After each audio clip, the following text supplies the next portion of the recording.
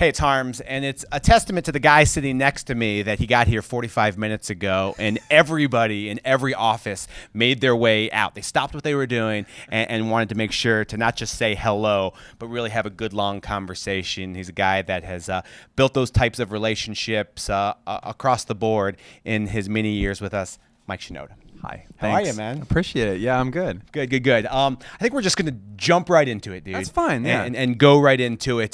This time last year, Linkin Park was in full-on Linkin Park mode. Yeah. There was a new record. Yeah. There was a big tour. And obviously that changed in July when Chester Bennington, your longtime friend and bandmate, unexpectedly passed away. And I just kind of want to start the story on kind of you from there and kind of what happened after that. That, I mean, you know, it's been the road from there to here is just, I feel like it's the beginning of a story and a thing that we just have to, like, you know, anybody who's had a close friend or family member pass away. And I say family member because honestly, that's kind of what it is like. You know, we were brothers. We were always together. I the only person I spent more time with than Chester was probably my wife. So, you know, the adjustment and all of the place where you start when something like that happens is it's crazy and it's so confusing. And the first thing, I think one of the first things that I turn to whenever I'm in a situation that's really stressful or difficult is my art. Like, and I grew up drawing and painting, and I grew up making music, like since I was like maybe 3 years old. And I always tell people, like, in terms of music, like, not only would I, if I wasn't doing this for a living, like, not only would I do it for free, but I'd pay to do it. Like, I mean, when you're, you know, growing up playing music, like, you're spending all your money buying gear. That's just the kind of thing it is. And so, yeah, I think about 8 days after Chester passed, I knew that if I didn't get into the studio and start writing something soon, that it would, like, my fear of doing it would just build and build and build. So I had to force myself to just go in and write something, and I did. And in the beginning, I was just writing anything just to be able to write. Like, some of it was intentionally bad. Some of it was actually intentionally kind of funny. Yeah, sure. But just to do it and to know that I didn't have to be scared to get in the room. And those songs eventually turned into serious songs, which in the beginning they were very, you know, a lot of them very dark and very kind of like revealing in a way. And as my life has gone on from there, the songs have too. So some of the newer, I'm putting out an album in June 15th that's called Post Traumatic, and it's although it started in a dark place, it doesn't stay there. Yeah, it travels out from there, and I have a new song out today called Crossing a Line. Well, it's funny because that's not always the way people react to this sort of thing. Your band is not the only band where this has happened to, right, yeah. And oftentimes you've seen bands and musicians and artists disappear. They shut down, and not to say that their artistic drive is gone, but just their willingness to do it is gone. And it just seems like your reaction was almost the exact opposite, forcing yourself to go in there right away and kind of crank this out and work out, obviously, these very complicated feelings through your art. Yeah, I talked to, like, just the other day, I have a friend in a band called, you may know Deftones. Of course. Chino. Yeah. I was talking to Chino the other day, and he was telling me about when their bassist and his friend Chi passed away, who, you know, we toured with them a ton, and he was a friend. In fact, we had these wonderful memories of there was a day when we were doing a photo shoot for a rock magazine in Europe, and Chester got hung up somewhere. He was late, and Chi was on site. The other guys were all in their bus, and he was wandering down the hall, and he's like, "What's up, guys? What are you doing?" And like, "We're waiting for Chester." He's like, "Not here for this photo shoot," and the photographer wasn't in the room.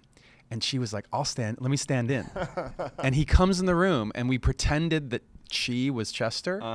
And the photographer, we were a brand new band, so the photographer didn't know any better. And he just shot the pictures as if that was the band. He's like, "So are you, he's the singer?" Yeah. You know, and we were like, yeah. And he'd like put him in front, and we did this whole photo shoot with him. That's great. So yeah, we had that history and like some really good times and stuff. And I was talking to Chino about that. about, with their experiences, whatever. And there is like, everybody has their own ways of dealing with it and coping, and things that feel good and don't feel good. And I know even in my band with the 5 of us now, everybody's got different things they need. And I know what I need is, number one, I needed to feel like I was in control of something, that everything felt out of control. And I wanted to have something that I was like, this is my vehicle to like basically tell my story and explain what's true to me. And that's how this music all started. And I shot the earliest videos. I shot them myself on the bad camera on my phone. Yeah.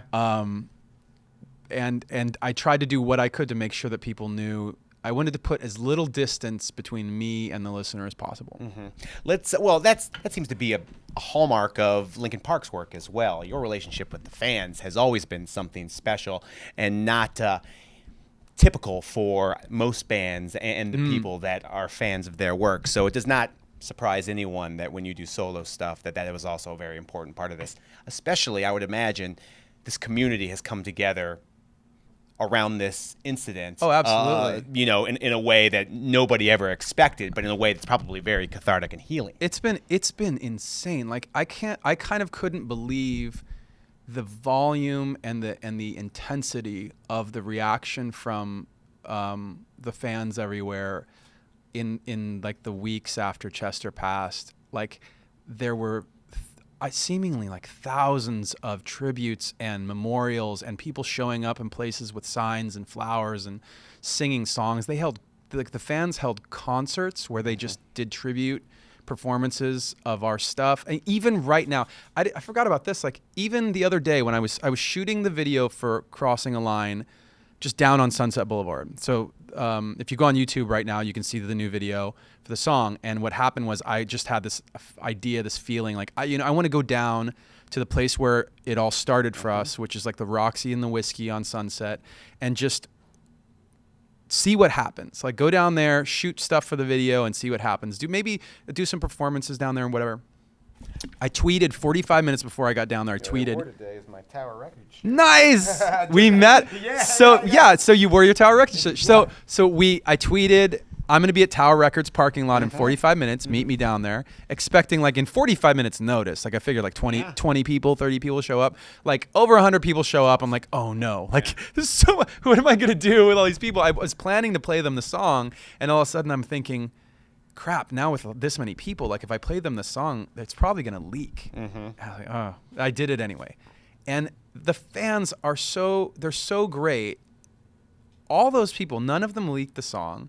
One guy then comes up to me and he's like, dude, I can't believe this is happening to me right now. Like, he's like, these other guys told me you tweeted. Like, I didn't even know you tweeted. I literally was just walking down the street, and I'm a huge fan of your band. Wow. The reason I'm here tonight, he's like, I'm not even from LA. The reason I'm here tonight is my band is playing the Viper Room in an hour.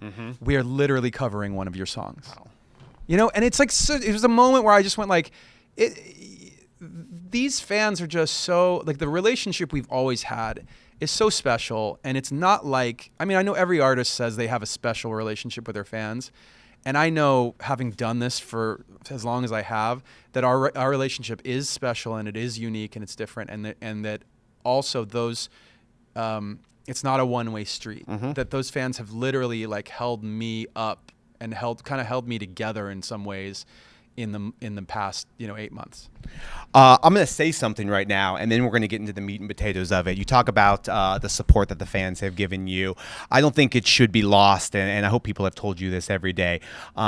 We all recognize kind of the burden that you have to bear as well, and not in any sort of negative way, just that in this time, people have looked to you, and that has to be an enormous amount of pressure. And over the last couple of months, both the grace that you have handled that pressure and the class that you have handled that pressure, you and the rest of the band, is a blueprint for this to be done. Hopefully it never has to be done again, but it is something that people can look to, and it's just not an easy thing, man. Well, and we know it's not an easy thing. I appreciate you saying that. To me, like, I'm in it with everybody else. Like, I know that that's what you're saying is there's a perception of that attention that I do feel sometimes, or maybe most of the time I feel that attention there, but at the same time, like from my perspective, like although I'm closer to I'm the closest to the epicenter of it, you know, Chester's wife to Linda, the guys in the band, like that's the center of it.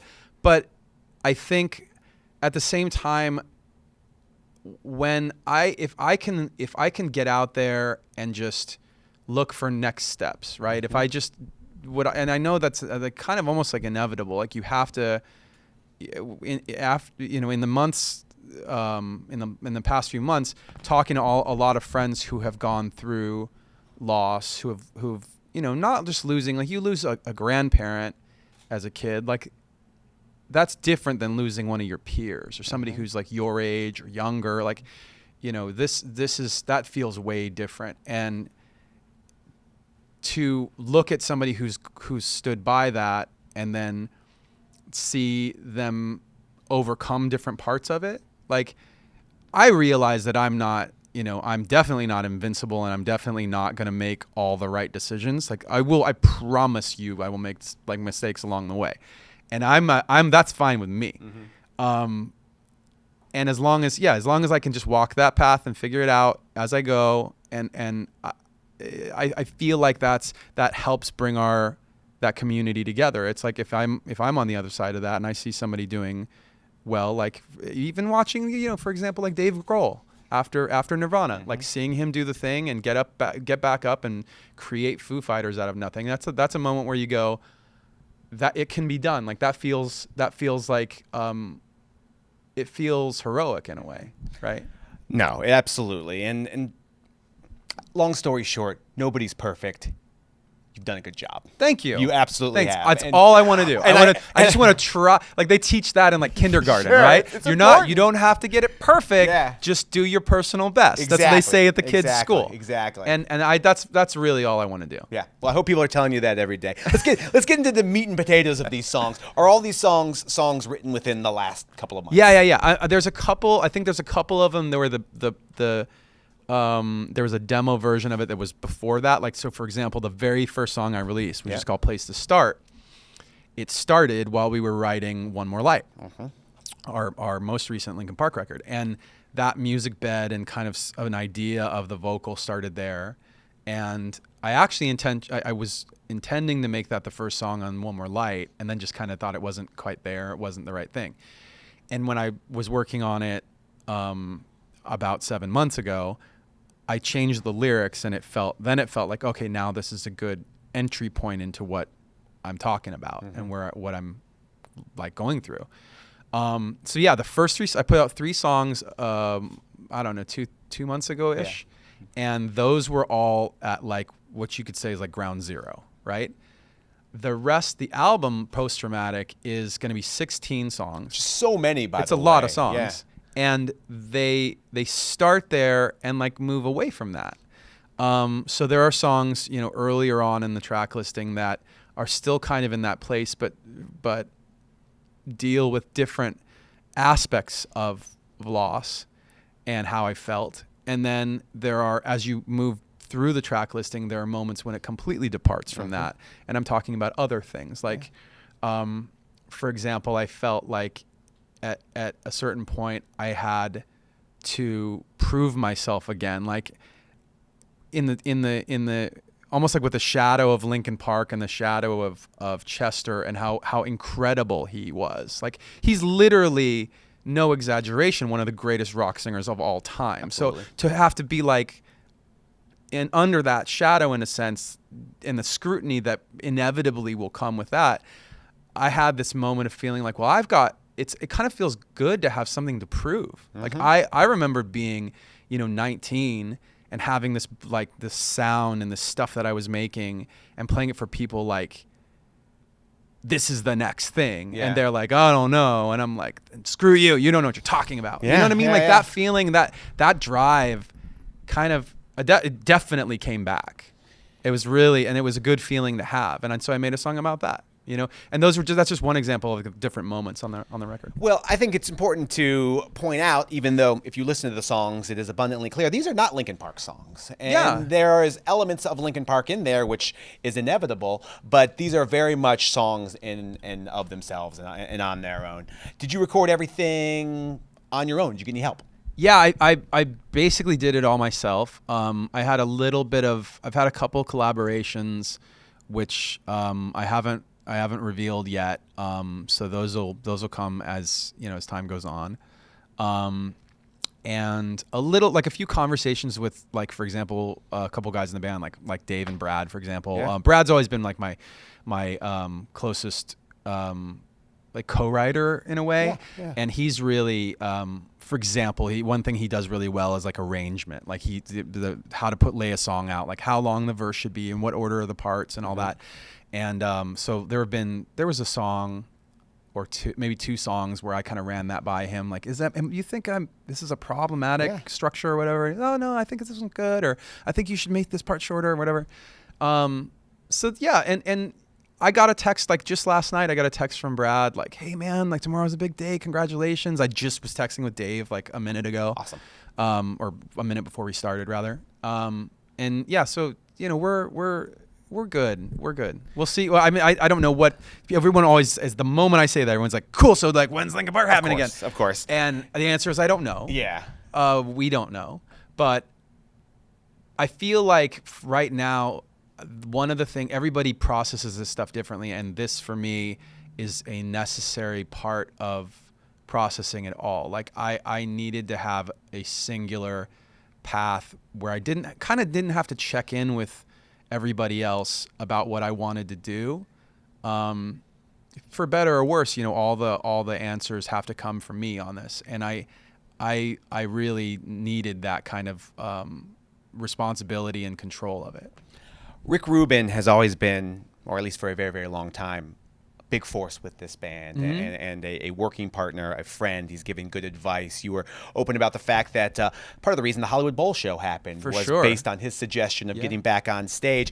Did you think to go to him at all when you were making any of these songs? Yeah. Did you talk to him at all? Yeah. I actually, it's funny because I in a sense, I'm doing this album almost in spite of what Rick told me. Yeah. It's a dangerous game. I know. And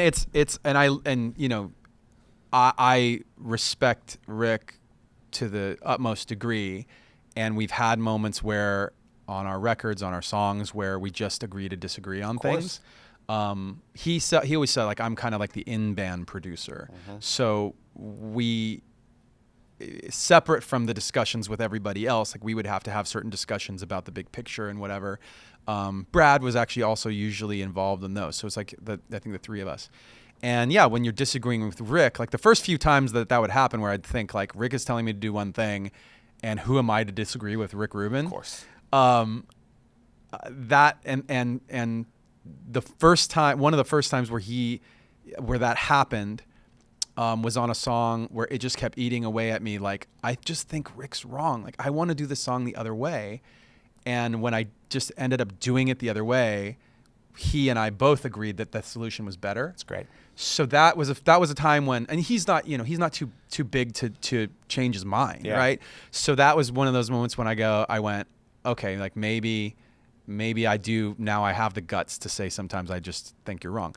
He did say, like, when we were first talking about all this stuff, he was the person to say, like, you should do a show, maybe multiple shows.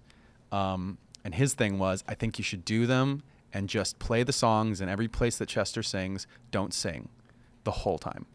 And I was like, okay. And then we did it. We were practicing it. We did it like once. And I went, that's as much of that as I can handle. Yeah, that's fair, man. I couldn't take 90 minutes of that. I can barely take 4 minutes of that. That's a lot.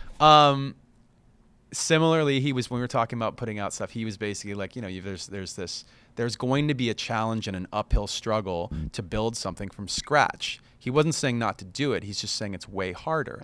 And at the end of the day, I said, in my head, I decided I'd rather do that and have it be way harder than take the easy way out and do it some other way. Like, I just feel like this is the right, for me personally, that's the right way to do it. And I know he would understand that. the circumstances are about as tough as circumstances can be, but is this an opportunity for you in some way to reinvent or to restart or to reintroduce yourself musically and artistically to the world? Well, so the way I look at it is everybody has their own their own aesthetic, their own taste.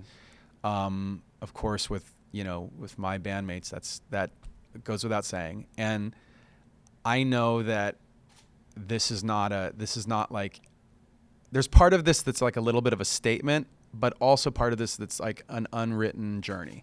And so from here, I don't know where it goes. I don't even know, like, for example, I just announced a few shows. We've got a show coming up in LA. What's that date again? Is it May 12th? Is that right, Ryan? It's a festival I've never heard of before. So I've basically been in LA a long time. Yeah. So it was started to celebrate Asian culture, and that's why it is May 12th. May 12th. Yeah. Okay. That is why the acts on the bill are Asian. It's Jay Park and Hotel Garuda. I'm headlining and they're playing as well. Roy Choi is providing the food, so the food is going to be incredible. Kogi truck, my favorite. Right? Yeah. And I've been joking, by the way, that Roy is actually headlining the bill. I think everybody's fine with that, dude. Roy, yeah, amazing. And yeah, so it's going to be May 12th. It's going to be at City Hall, at that space, adjacent to that, and it's free. Yeah. So mark your calendars if you're in LA. In middle of May, it's a free concert. I don't have at this point, I haven't written a set list, but what I know is I basically want to do a one-man show. Like I want to do it in a way where it's, goes without saying that you just by approaching it, it's going to be hard. And I want to see what that is like. Yeah, man. Are you apprehensive about that at all? It's of course. It's one thing getting up with all your dudes that you've known forever and going out and cranking out these songs, to do all new songs and to be up there by yourself. Yes. It's going to be. Yeah. I think at the end of the day, I'll probably, I may have a little bit of help. I may do something that if I bring on a couple people for something, if I can work that out, then great. But I really do want to take on the bulk of that show on my own. It's like committing to do a marathon, right? Yeah. You say I don't know if I can do this, but I'm going to say I'm going to do it. That means I'm going to have to do it now. And you're not starting small, man. You announced Reading and Leeds yesterday. Yeah, so you are just jumping right into it. Yeah, I've got Reading and Leeds. I've got some shows coming up in Asia. We announced Summer Sonic in Japan. Yeah. So it's gonna be a ride. You've gotten into it. And again, like I said, a lot of people in this situation, and not that it's the wrong way to go in any way to go. Everybody's way to go when they're dealing with this sort of thing is the right way to go for them. But you have jumped into it musically, artistically, going out and playing these shows. You've been very clear about the status of Linkin Park. You don't know. You guys are figuring it out as it goes along. Is there, quick question, music that's been unreleased that you think will come out someday from Linkin Park? Well, I mean, all of our fans know that whenever we write a record, there's demos that we cut that we don't use. Of course, right? Yeah. And at some point, we've already had the conversations with the guys and with Talinda about that, and it's not. I don't think that the timing is good. I don't think that we're ready for any of that. So, but maybe someday. Yeah. It feels like there's no right way or wrong way to do this as long as it's right for you, and it feels like you're doing things the right way. Congratulations. Thank you on everything, man. I appreciate it. On the album, on the tour, on the video, on seemingly doing as well as you are. Like I said before, and I'm just going to say it one more time, it's a tough thing. You're handling it with class and grace that is commendable by every human being alive. Thank you. We're excited that you came by. Thank you so much. It. Absolutely. It's Mike Shinoda. Again, the new solo record is out in June, and he will be here May 12th. I mean, he lives here, but right. May 12th, he's going to be playing music with Roy Choi.